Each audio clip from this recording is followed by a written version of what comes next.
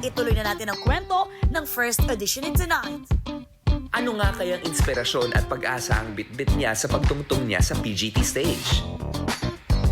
This is your girl, April Rose Dailo, but you can call me Abrilata. And I'm 36 years old from Quezon City. Ako po ay isang bookkeeper sa aming barangay. Passion ko po talaga yung magsayaw, mag-acting. Ever since pa po ng bata pa po ako, napasok ko ng iba't ibang klase po ng mga actingan. Kinailangan kong itigil yung pagpe-perform sa iba't ibang klase ng platforms dahil ako po ay isang solo parent at kinailangan ko po talaga na merong income.